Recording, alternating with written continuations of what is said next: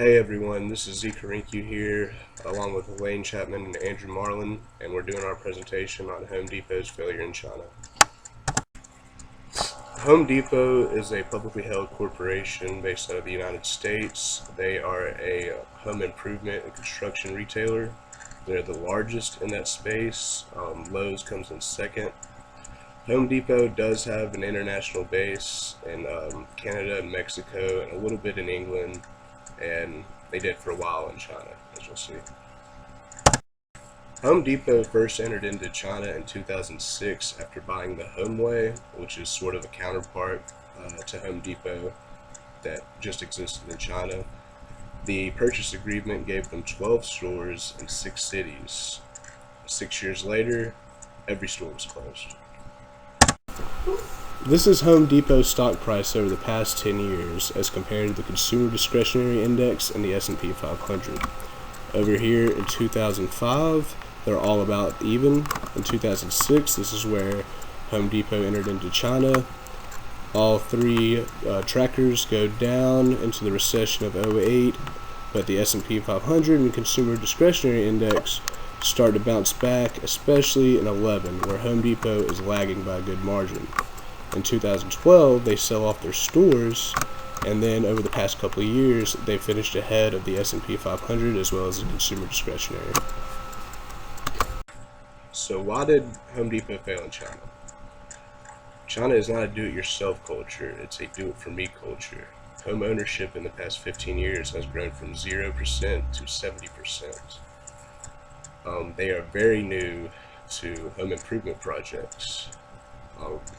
When they walk into the big box format of Home Depot and see all the parts and equipment, they don't know what they're doing with it. Also, the cost of labor is extremely cheap in China, so they can hire professionals to come do their projects.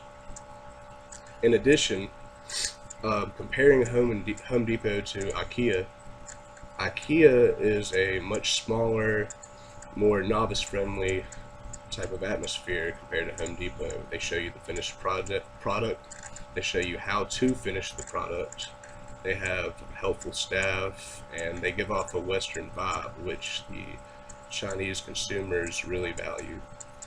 And lastly, Home Depot did not value the importance of the women's decision on home decoration and design in China.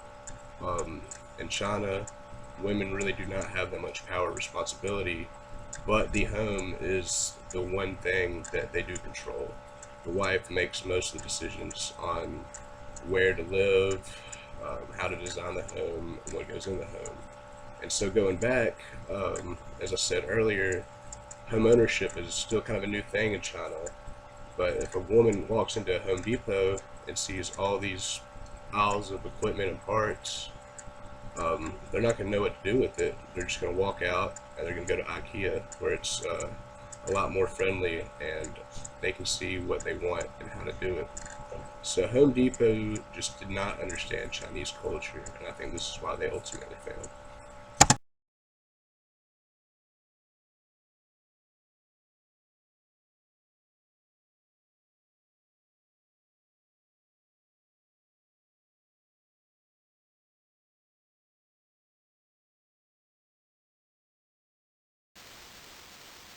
Now, was the move to the Chinese market risky for Home Depot?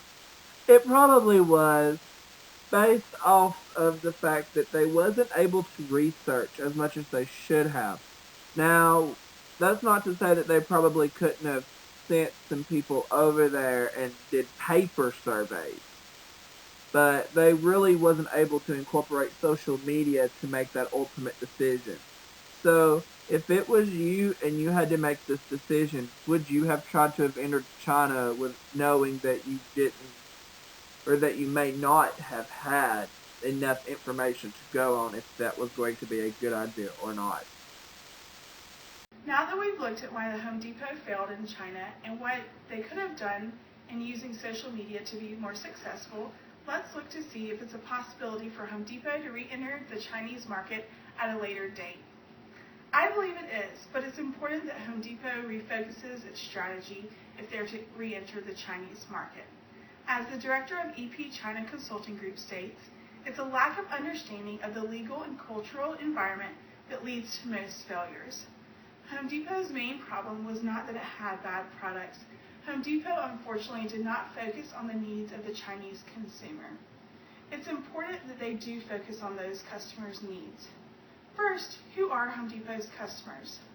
The majority of their customers are going to fall within the age group of 25 to 40, so a young target market.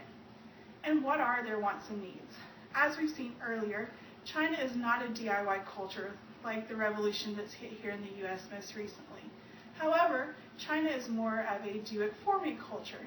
They're wanting things done for them because there's such low labor costs in China. I think that it's important that Home Depot focuses more so on customer service initiatives as well as looking at programs like an installation with their new products. For the Home Depot to be successful in China, it's important that they go mobile. Over 80% of China's netizens, or those who are using the internet, are accessing the internet through a mobile device. It's important that Home Depot creates a social buzz. Over 40% of Chinese netizens are finding products through the sharing of those products via social media. And lastly, it's important that Home Depot goes beyond advertising in social media. It's important that they use social media to interact directly with their customers. Through customer service initiatives, Home Depot will be able to best meet the needs of their target market.